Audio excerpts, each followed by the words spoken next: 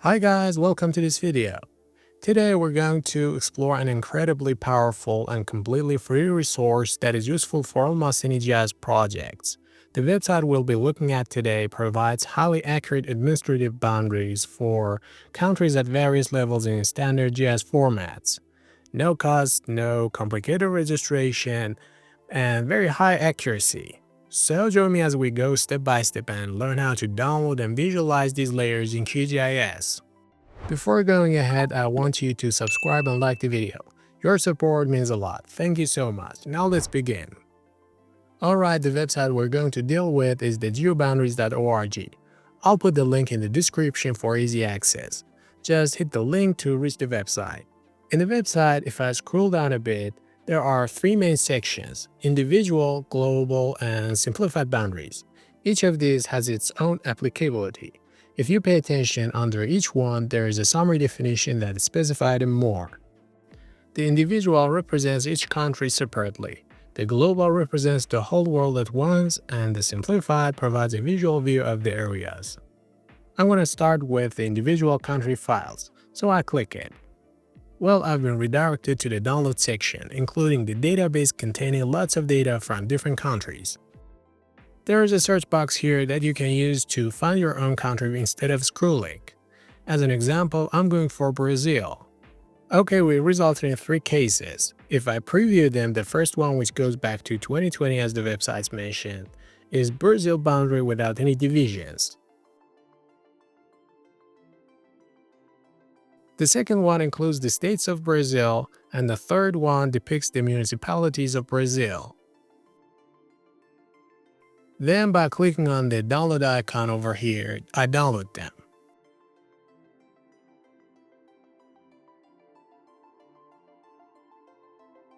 After the download completion, I'm unzipping them.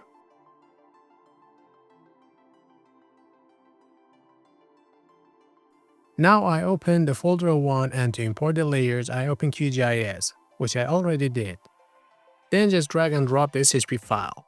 The layer was imported simply. I use QGIS as an instance.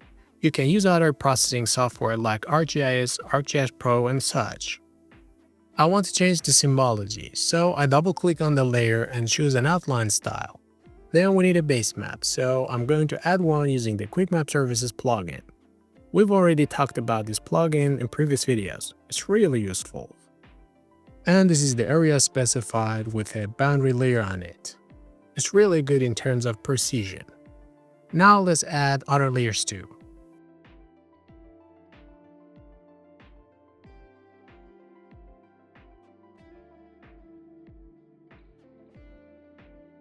Okay, this is the states layer. I changed its symbology to an outline style.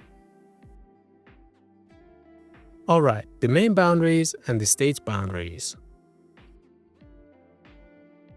Let's take a look at its attribute table. As you can see, the attribute table is also available and includes all the states. By clicking on each, that state will be highlighted.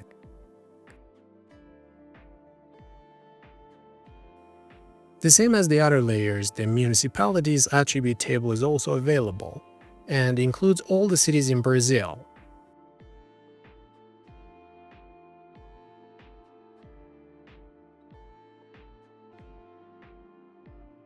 I changed the symbology of this layer too, and zoom in a bit. Now, considering the attribute table, if I take the identifier tool and click on an area, the details related to that area are displayed at the top of the map. You can click anywhere, the info is up there. On the whole, these are shapefiles that you can perform more processing on.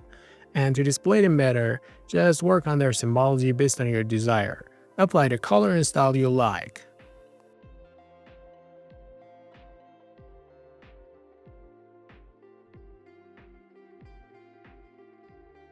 Back to website, this time it's global turn.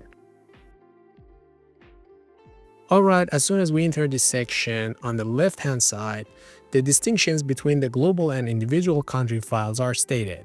Simplification to lower file sizes and removal of disputed areas in the global part are the things that have been mentioned.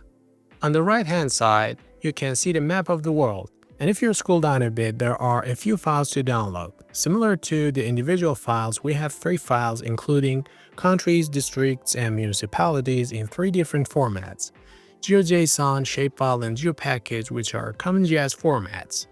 You can download each and the same as individual files, import into QGIS. I leave this to you.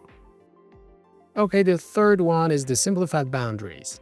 This one is also the same as the others, but as the websites mentioned, these files have been simplified more and are less accurate than the others, which leads to much faster rendering.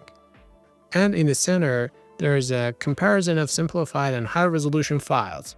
If you pay attention to their edges, you'll find out that the high resolution is more detailed than the simplified. In the same way, you can search your desired area and find the simplified files for that, then download and add to your projects. One interesting thing that I'm going to show you is this Visualize Data option. If you click it, you'll be redirected to a page where you can visualize and compare the boundaries of any area. In fact, you can see it online without downloading any files. You can change the basemap to Esri or to OpenStreetMap.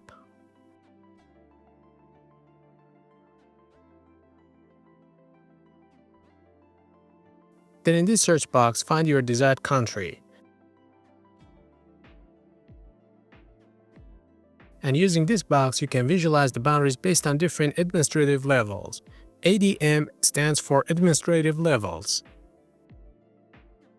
Let me change the country.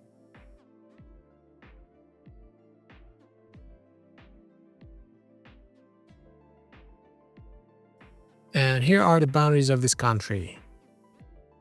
To compare the boundaries of a country, we need to go to these boxes below. As you change them, the boundaries on the map are shown. The blue lines are the main boundaries and the red ones are the compared ones.